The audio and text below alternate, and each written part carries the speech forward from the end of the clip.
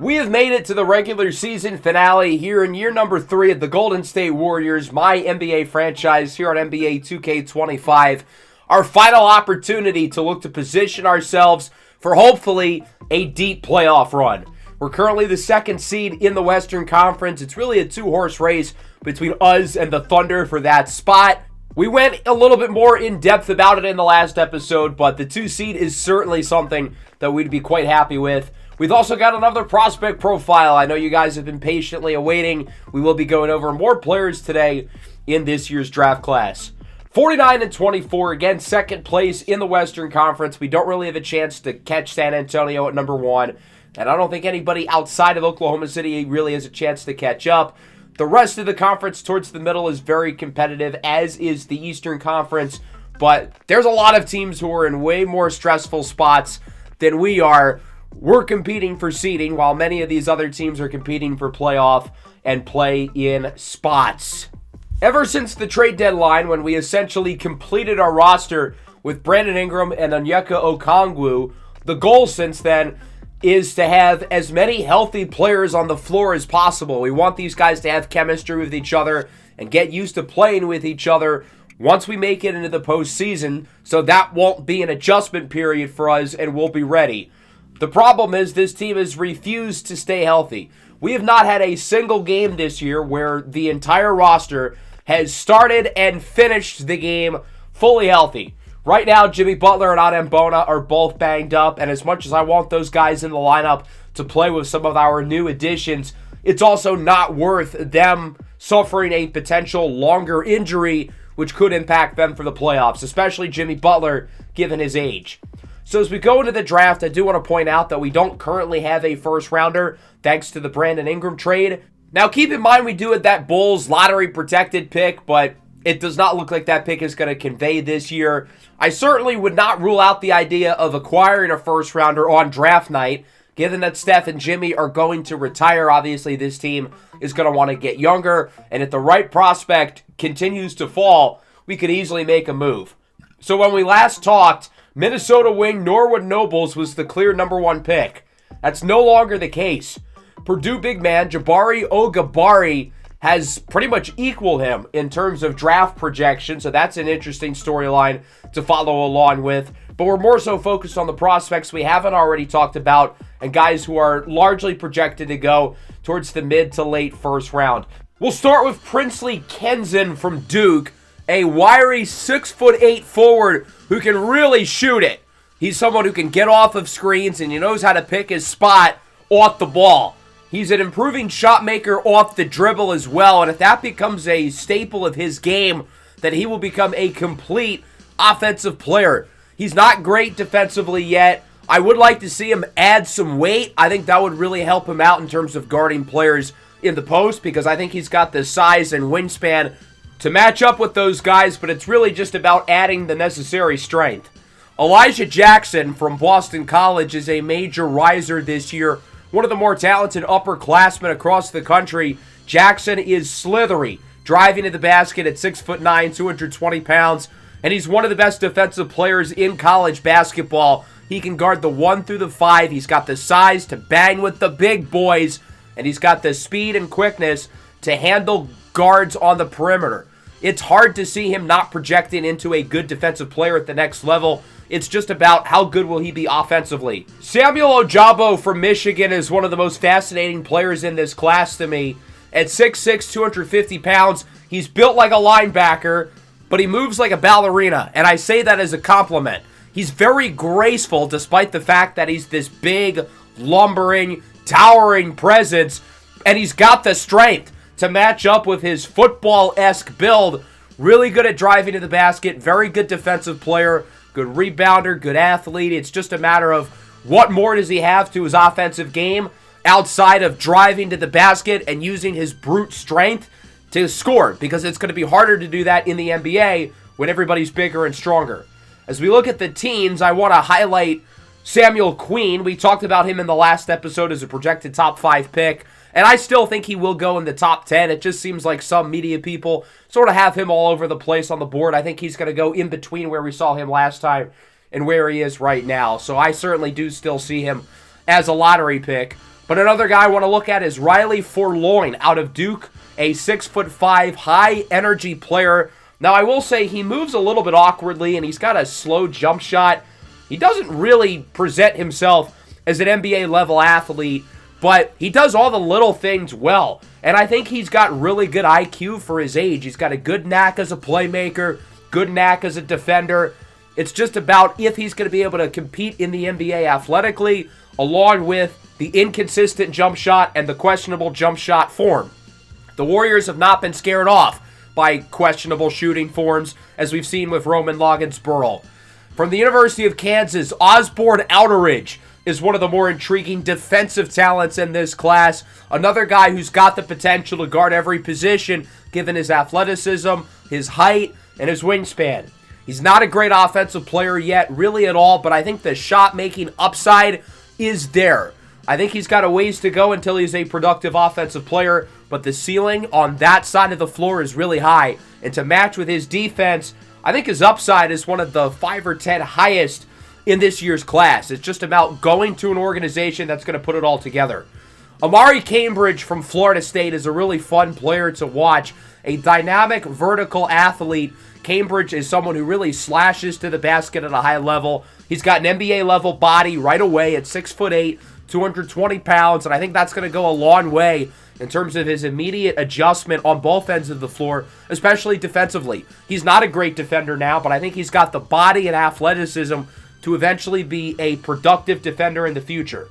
Edouard Paquet, the talented French guard, is up next. Not a lot of great international prospects this year. Many of them have decided to go over the States to play college ball, but Paquet has stayed in France. A well-rounded three-level shot maker. He's certainly inconsistent as a scorer, but the talent is there. I think there are some similarities to Antoine Salis in some ways. Both of them were taller combo guards who had the shot-making upside, but it was just inconsistent. Obviously, Salis has translated it to the NBA, and we'll see if Paquet is able to do so as well. Looking down the board a little bit, we've got Davide Mewis, the talented sharpshooting 4 from Syracuse. Desante Crawford from UConn, I want to take a look at him. He's an intriguing prospect. He's a talented combo guard who is a true score-first player. He is a bucket.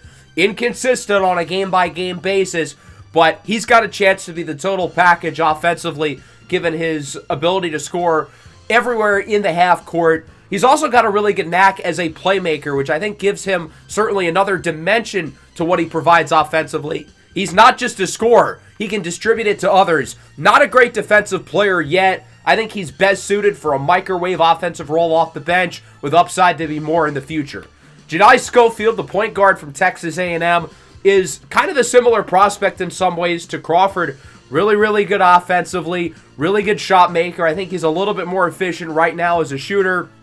I don't think he's quite the playmaker that Crawford is, but I think he offers more defensively right now, especially given his size and length. He's a 6'7" point guard. He's built like a wing, but he sees the offense like someone who runs the point. Oliver St. Preux, a big guard. He's got the fancy pink hair. As we move a little bit down the board, Dallas Carter from Kansas. We've already talked about him. An intriguing slashing wing. Kareem Hadidi, Sean Bureau, both talented guys. But I want to take a look at Lincoln Brookfield from Georgia Tech. The junior point guard has been one of the top players in the nation this year. He's really broken out for the Yellow Jackets. He's a very good scorer from outside the paint, really. He's not a great finisher, and I don't think he's ever going to be that good of a finisher in the NBA. But he's a good shooter, and he's a good passer. He knows how to set his teammates up for good looks around the basket, and he's really improved defensively throughout his collegiate career. Athletically, he doesn't look like someone who's going to be a great defender. He's not the biggest at 6 foot, 200 pounds, with only a 6'5" wingspan, but he really competes on that end of the floor. Hard-nosed, gritty, first guy in, last guy out. You guys know where I'm going here. Lincoln Brookfield, I think, is the type of player who you draft in the 20s and really expect to make an impact right away, even if the ceiling is limited. I can't say the same about Miles Ogbonna from the University of Maine. The ceiling is sky high. He's one of the most explosive players in the draft. Coming in as an 18-year-old, there weren't really any expectations for him on the national level, but he has shattered those. I think when you pair someone with his quickness and explosiveness with his ability to pass the ball, it creates a really intriguing prospect. He's got a ways to go otherwise. He's not an overly efficient scorer yet, and he's also not a great defender. But when you look at someone who can really be an asset on the ball, as somebody who can drive to the basket and kick it out, I think that's the type of player that Agbana can be right away. Again, with the potential to be more, given that he's one of the most athletic and youngest players in the draft. Then we get to the three bigs, and I think these are all players who the media will get higher on throughout this process and ultimately go earlier than they're currently projected. We'll start with Shaquille Hunter out of Houston. He has skyrocketed up boards this year, 7 foot, 250, can protect the rim, but he can also run the floor and shoot the three. You do not find guys who can really rim protect and also space the floor like Shaquille Hunter. This type of archetype does not show up often, so if Shaquille Hunter ends up being a good player, then he will be coveted by NBA teams. And I think given the upside he has with the type of player profile that he presents, his draft stock is going to skyrocket, and I could see a team picking him as early as the lottery. It's hard to find 7-footers who can shoot the ball and play good defense, and I think Hunter does exactly that. Hamadi Adebawale from USC is an intriguing player. 2K has him ranked as the 10th player in the draft, and while I think that's a little bit high, I think it shows, again, these bigs, their stocks will go up. Adebawale is an intriguing athlete. He's big and physical at his size, although I do think his ceiling is a little bit more limited compared to Hunter. He doesn't quite have the shooting ability or the dominant rim protection, but I think he's a little bit more polished, and I think he's going to be able to contribute a little bit more right away. But if you're looking for the bigger swing on upside, then I think Shaquille Hunter is your guy. We don't have film on the last player we're going to talk about, Alex Wisham. That's because he's been injured for most of the year. We're hoping he's going to come back for St. Louis's tournament run, and from there we're going to get some highlights and really be able to dissect his game. But I do want to mention him quickly because I'm sure you recognize his name. This is the son of Ashton Wisham, and there's a lot of similarities in between their games. Alex is 7'4". He's a phenomenal defensive prospect. He moves well at his size. The question is, will he turn into anything offensively? His father, Ashton Wisham, never really did, but he was still a valuable player because he was such a good rim protector and he was athletic enough to run up and down the floor with everybody else. I do want to take a look at these mock drafts. Norwood Noble, still the favorite to be the number one pick. He's going number one in all three of these drafts, but Jabari Ogabari from Purdue has really caught up to him. I do want to point out that the mock drafts do have us picking at number 10 via the Chicago Bulls, but unfortunately, we're not going to get to keep that pick unless it's outside of the lottery. And considering the Bulls currently are not in the playoffs, that's probably going to be a lottery pick, so most likely we won't get it. And that's probably for the better. I would rather not have that pick conveyed this year because it would be unprotected in next year's class. That would give us a really intriguing asset to work with, whether we want to hold on to it and draft a really good player in a couple years from now, or maybe use it in a trade, whether that's to acquire an established veteran or move up in this year's draft for a prospect that I like. I don't think the top of this class is quite as good as, say, last year's, but I still think there are some really good players scattered throughout. And when the top of this class is more even in terms of talent, I think that's going to create some more chaos. There's going to be more question marks with how players perform down the stretch. And I'm excited to dive deeper into that once we get into the offseason. But right now, our focus is fully on these final 9 games of the year, trying to cement the number 2 seed in the Western Conference playoffs. And as I've mentioned, we will be playing against the Knicks. And it will be a return home for Warriors legend Trace Jackson Davis, who's actually having a pretty good year with the Knicks. I think that deal's worked out for them. But in all seriousness, it's a return for former NBA champion and all-star Andrew Wiggins, who has not been quite as good this year. But talking about Kevin Durant, obviously he means a lot to this organization. A big reason why the Warriors were able to add some championships in the late 2010s.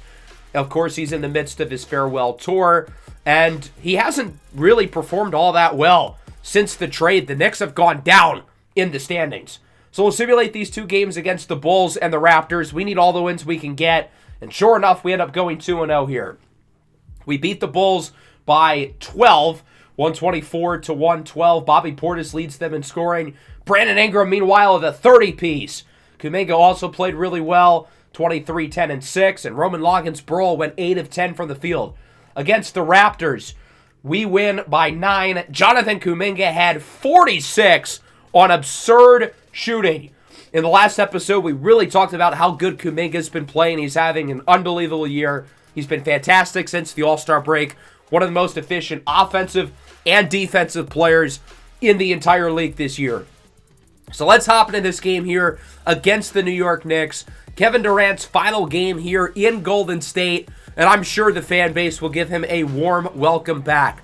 Obviously, he's not quite as important to the dynasty as, say, Steph Curry, Klay Thompson, or Draymond Green, but he did win 2 Finals MVPs, and again is a huge reason why this team was so good towards the end of the 2010s before he tore his Achilles and left.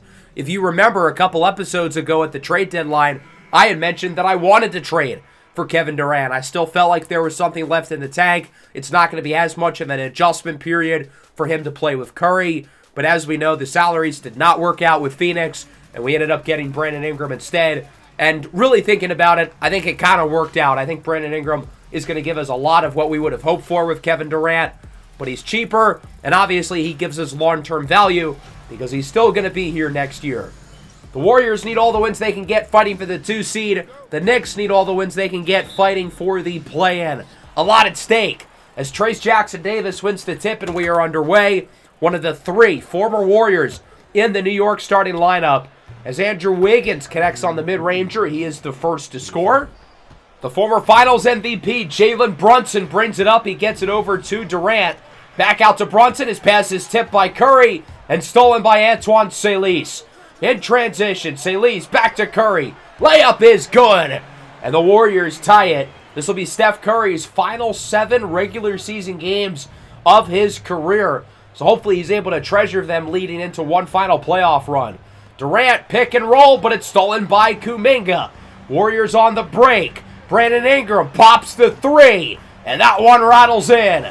The best offense is good defense. We've gotten both of our first baskets off of turnovers, and we're not done. Curry steals. Saliz connects on the triple. That's 8 points now, all off of turnovers forced by the Warriors' defense. The Knicks got to do a better job of keeping the ball. Brunson hits the 3. Curry was trying to draw the charge. Didn't work. At 39 years old, Curry's become a little bit more limited defensively. He's got to be creative with how he gets his stops as Jonathan Kuminga sinks home the triple. 11-5 now. Mikal Bridges in the corner, guarded by Saliz. Bridges on the drive. His jumper is no good, but Trayce Jackson-Davis is there for the putback. He's having a really productive year with the Knicks after he was a little underwhelming for us last year. I think the trade has worked out for us, though, too. Of course, getting both picks in the first round last year as Curry sinks the triple. Durant with it.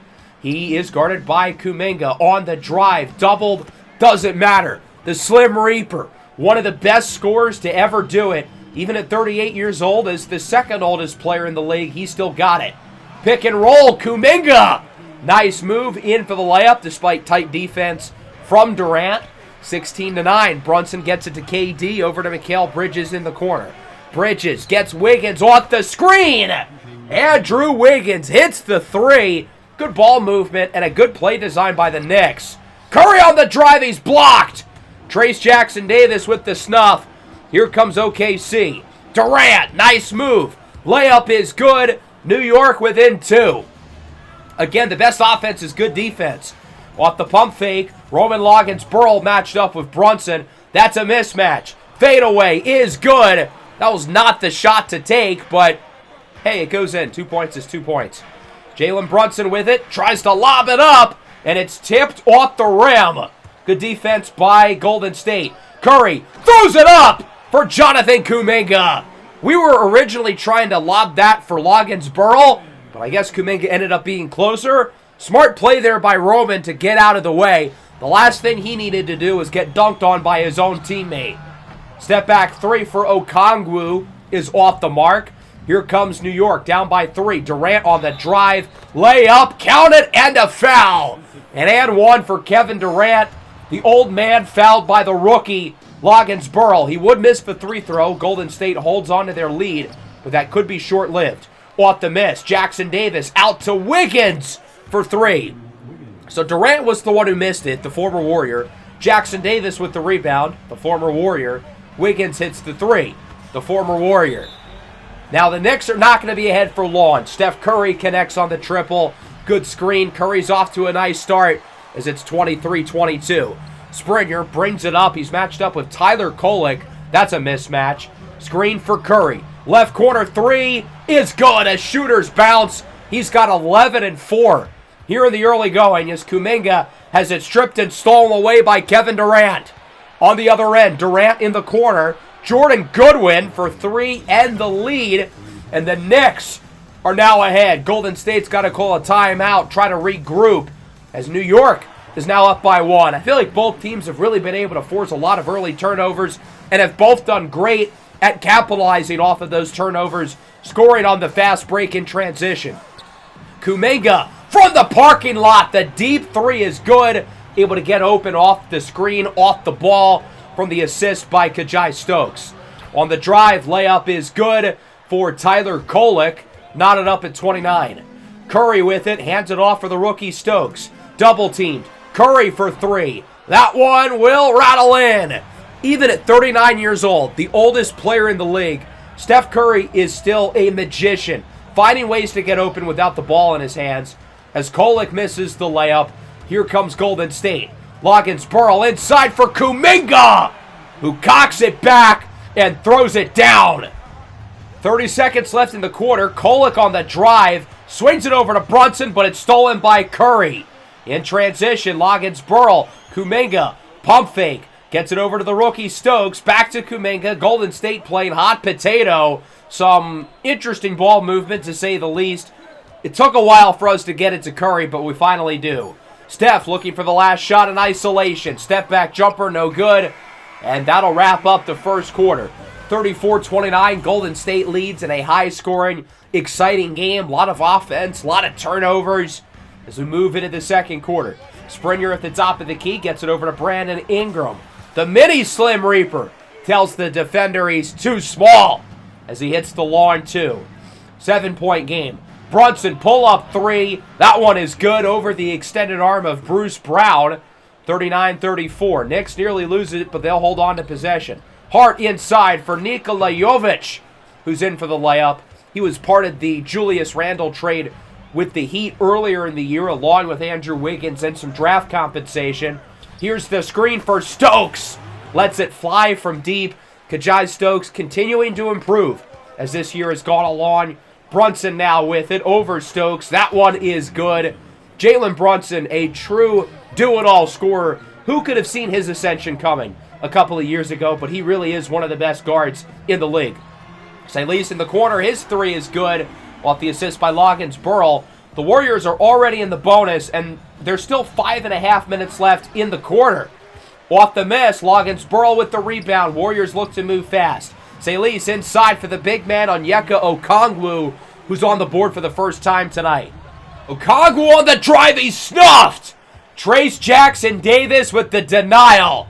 Here comes the Knicks. Bridges inside for Hart. That one is good. It was nearly stolen by Jabari Springer. Risky pass, but it does result in 2 points, and the lead is within single digits. Brunson with it on the drive inside. Layup is good by Trace Jackson Davis, who's had a really impressive first half in his return to Golden State. As Kuminga's shot is off. I think Durant might have tipped it. Here comes New York. Mikal Bridges. Pull-up jumper, no good. It's been an inefficient game for Bridges as he's been held scoreless. Kuminga, deep three, off the mark. Both teams are in a rut shooting the ball. Our shooting was unstoppable in the first quarter, and now we're really struggling from deep here in the second. Wiggins with it, trapped by Brandon Ingram. Wiggins on the drive, spin move, still trapped inside. That one is no good, rebounded by Ingram, and the Warriors are going to call an abrupt timeout. Somebody's limping. It's Onyeka Okongwu. You will never guess which body part he injured. So it wasn't there. I thought that's where the original injury was. But right here, he lands awkwardly on Trace Jackson Davis's leg. It's a strained hip. Who's surprised? This game's got to be a little bit more creative with the injuries. Off the miss by Kolek. Kuminga, pump fake, right in front of Durant, and the three rattles in. 15 in the first half for Jonathan Kuminga. That's a team high. 44-54 with 2.5 to go in the half. Off the screen, Andrew Wiggins hits the triple. Wiggins has given the Knicks some solid minutes here in the first half. Salis on the drives, tries to get out of the double. Curry hangs on in the corner for Jonathan Kuminga. Back out to Curry, quickly launches up the three, and it's good. When in doubt, get the ball to Steph and let him pull a rabbit out of his hat. Ingram, Salis, pull-up jumper. That one takes a shooter's bounce in. Golden State up by 12. Salis now with 8. Tyler Kolek brings it up the floor. Kolek has had a rough first half, struggling to read the defense. Not the only thing he struggles to read. If you know, you know. Kevin Durant in for the layup. 10-point game now. Curry with it. Out to Kuminga. His three is good. Curry and Kuminga have combined for 35 of Golden State's 62 points. Those two are on a heater. How is Kevin Durant that wide open? And the better question is, how did Kevin Durant miss? Here comes Golden State in transition. Curry off the pass by Kuminga. Gets it over to Brandon Ingram. He's got the size mismatch with Tyler Kolek and looks to take advantage, but he misses. Brandon Ingram, you've got to make that play. On the other end, Durant on the drive. He's blocked. Jabari Springer with the snuff. Here comes the Warriors in transition. 3 off the mark by Salis. If he had made that shot, the roof of this place would have been blown right off. Bridges with the layup. He's finally on the board after starting the game 0 for 5. 20 seconds left in the half. Salis with it. On the drive, gets a good look and makes the layup. I thought about holding it, but once I saw the open lane for Salis, figured I'd take the 2 points. That one somehow rattles in for Tyler Kolek, as it's an 11-point game. Golden State will get the last shot. It's in the hands of Curry. 17-6 for Steph. Pull-up 3 is no good.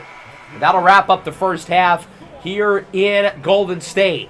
64-53. It's been a fun game so far in Kevin Durant's final home game here, unless these two teams play in the finals, which, given that the Knicks are barely holding a play-in spot, I wouldn't be so confident that that'll be the case.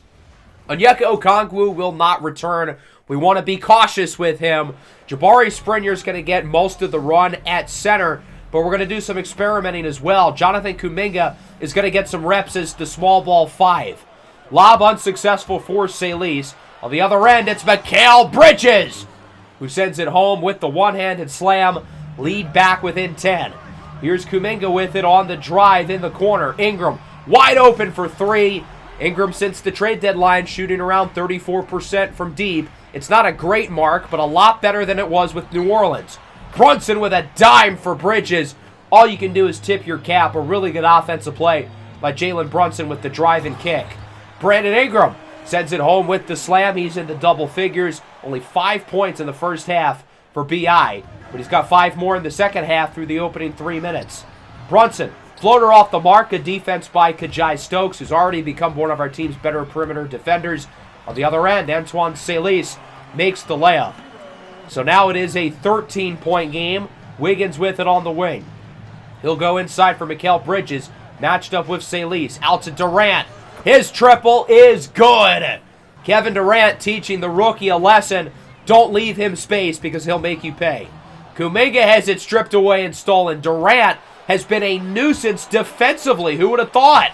Inside over Loggins-Burl. That one is good. This really feels like a welcome to the NBA moment for Roman Loggins-Burl. He's getting cooked by one of the all-time greats tonight. Stokes on the drive, slam, and the foul, and 1. Loggins-Burl has not matched up well with Durant, but I cannot say the same for Kajai Stokes.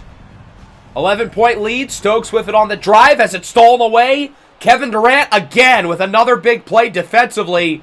Brunson on the other end makes the layup, and it is a 9-point game. You'll be hard-pressed to find a more efficient all-around guard, especially around the rim, than Jalen Brunson. Warriors spreading the ball quickly. Stokes with it out to Ingram. 2 seconds on the shot clock as Ingram gets the slam in the nick of time. That one will count, and it's an 11-point game.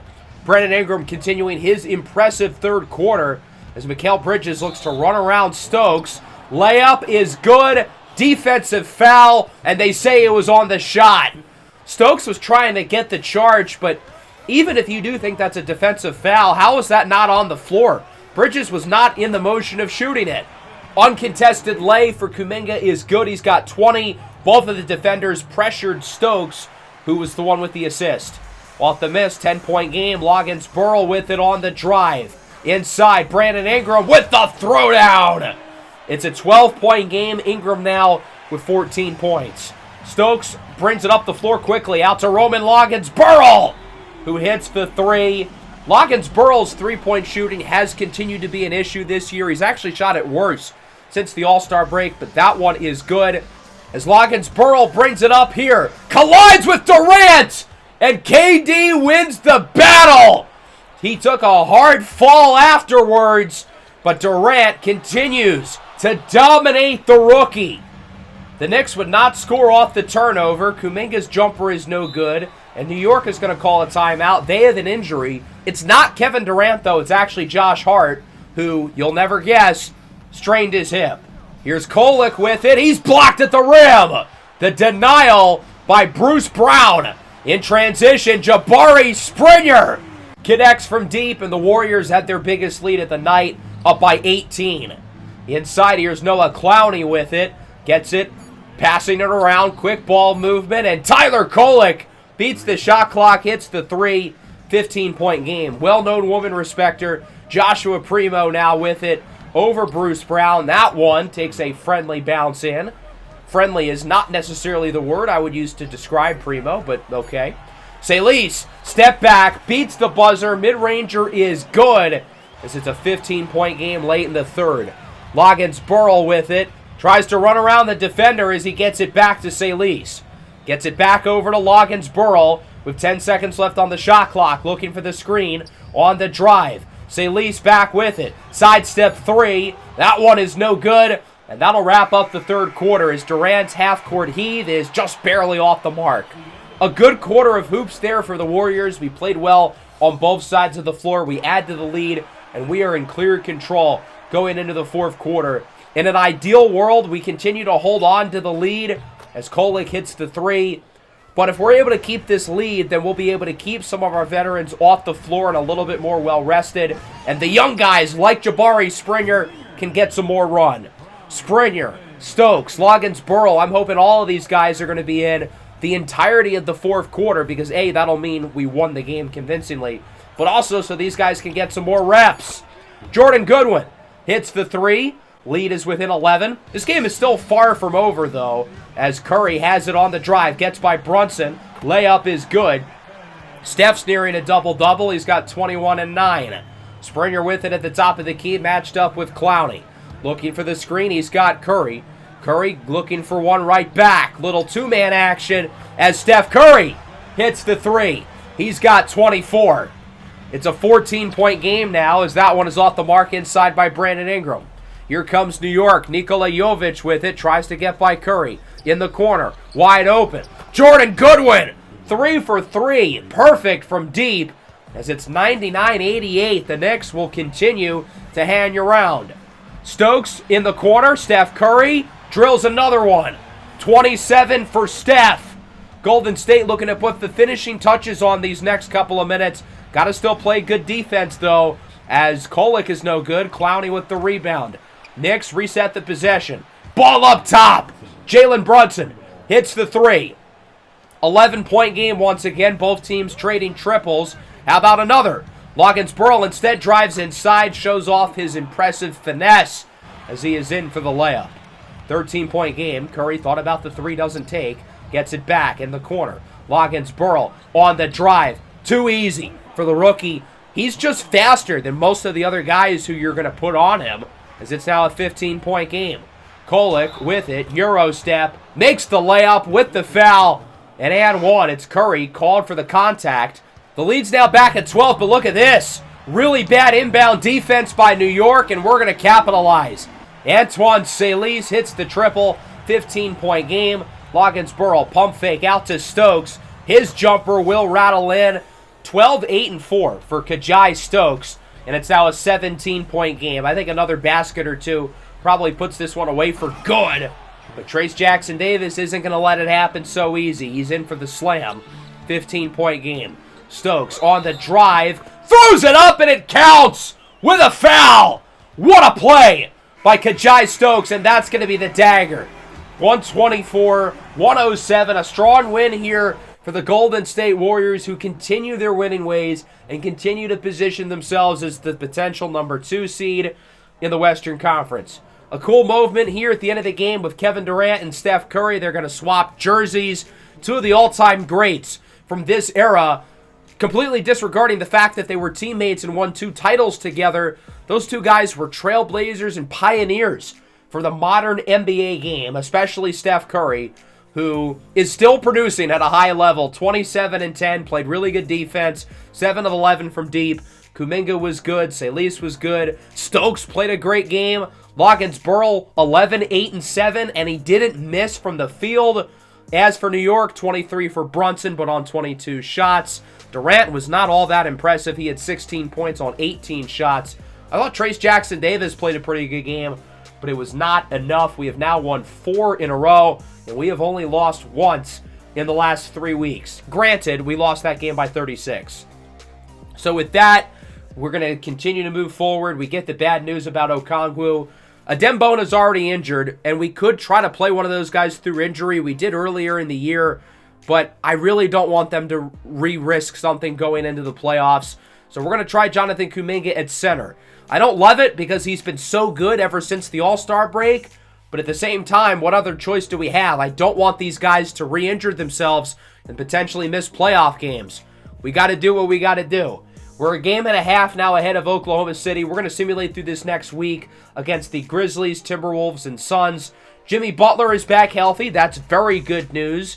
We need him back in the lineup to help us get the number 2 seed, and he's really got to get his footing. He hasn't played much basketball since December. I don't want him resting the rest of the year. We need him in the lineup preparing for playoff basketball. As you can see, Keone Kaleo's also getting some run. Figured, why don't we see what we've got with him? So we end up going 2-1. Apparently, we can't beat the Suns for some reason, but we beat the Grizzlies by 1. Kuminga with 38 in his first game as a center. In his second game, he gets 30 and 4 blocks. The Jonathan Kuminga center experiment might be a little bit better than we could have expected. We're still the number 2 seed with 3 games to go as Adembona is healthy. I'm liking what we're getting with Jonathan Kuminga running the 5, but we're going to move him back to his regular spot. Adembona will take over the center position. So with 3 games to go, we're 1 game over Oklahoma City as we beat the Spurs. 119-110, 18-15, 3-3-2 for Kuminga. He also missed 17 shots, though. But still a good win against the best team in the league. Still only 1 game ahead, though, with 2 games to go. As we beat the Bulls, we're continuing to take care of business. Salis leads the way with 25. And with that, we're in a position where if we win this game against Atlanta, we're going to get the spot. The Thunder keep winning, but so do we. We are 7-1 so far today, as Oklahoma City loses to Cleveland by 2. So they are unable to win their final game of the year, and it is official. We will be the number 2 seed in the Western Conference. So now for this last game against the Hawks, we can rest some veterans. Jonathan Kuminga and Brandon Ingram, you guys have earned a break. We're not going to rest everyone, though. Adembona and Jimmy Butler need to continue to get reps so they can get their footing for the playoffs. And then Steph Curry will play. It's his final regular season game, and he's nearing a major milestone. He has 9,998 career field goals made. I'll be damned if we don't get him to 10,000. Only 16 players in NBA history have ever hit the mark. Curry will be the 17th. He just has to make 2 shots in this game against the Atlanta Hawks. So we're not going to play through this whole game because the game itself is pretty irrelevant. We've locked up the number 2 seed already. But we're going to get Curry these 2 shots, and we're going to player lock with him. Curry with it on the drive. Floater is good over Reza Shea. And that's career field goal number 9,999. Curry matched up with J.D. Little. I feel like this shot has to be a 3, right? For 10,000, it's off the mark in the left corner. We're trying to get this done quickly. 3-2, Curry, step back, 10,000! A piece of history here in Atlanta. Steph Curry's final regular season game. He gets career field goal number 10,000. We end up winning this game 114-108. Both teams were launching up bricks throughout this game, including Miles Turner. I'm curious to see how he's played with Atlanta. Not much better than he was here. I think we made the right decision to move off of him and land on Onyeka Okongwu. Granted, Okongwu's been hurt ever since we got him. Kajai Stokes in his first career start with 23 points. Curry with 20, finishing with 10,004 career field goals. I also want to shout out the rookie, Roman Loggins-Burrell, the only player on the roster to have played all 82 games for us this year. So we finish at 57-25, second best record in the NBA, the number 2 seed in the West, and we have been on a hot streak since the All-Star break, even with the injuries. We're outscoring opponents by nearly 10 points per game since the break, and we are 20-5 in that stretch. We are playing better than anybody right now, and if our team is fully healthy, it's going to be really hard to beat us come playoff time. But you never know. We've won one playoff game over the last 2 years, so it's certainly not a guarantee. Victor Wembanyama wins career MVP number 1. He does it in his rookie contract, which is pretty incredible.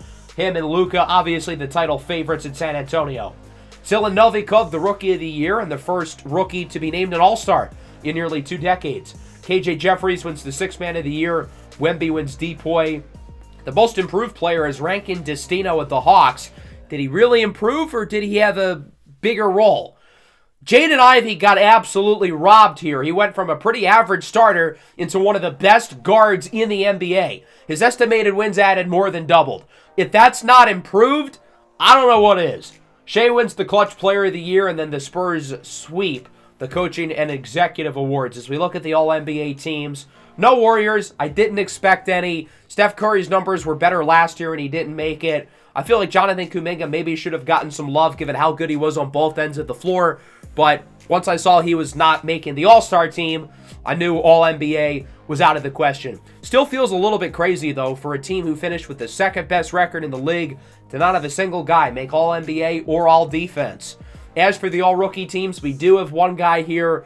Roman Loggins-Burrell headlines the list for the All-Rookie second team, and I think this is about right. He probably doesn't deserve a spot on the first team, but he was still very solid for us. Certainly a lot to improve upon, but he gave us some high energy throughout the year playing in all 82 games.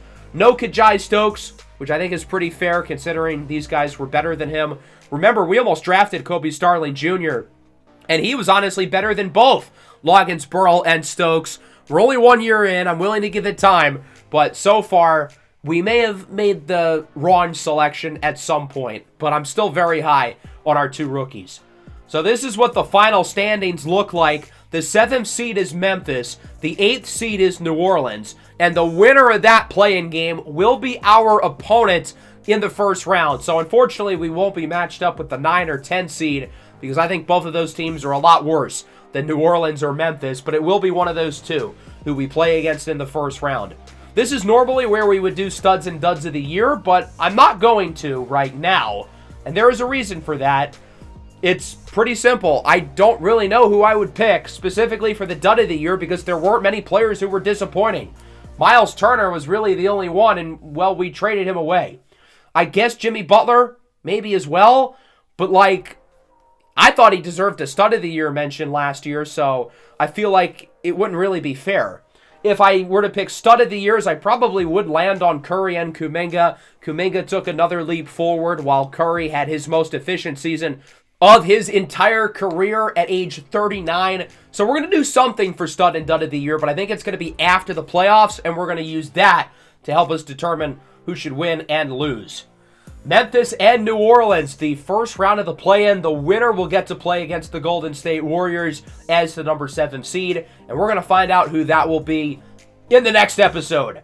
Hope you guys enjoyed. Make sure to leave a like and subscribe to the channel if you are new. Next episode will be Games 1 and 2 of the first round of the playoffs against either the Grizzlies or the Pelicans.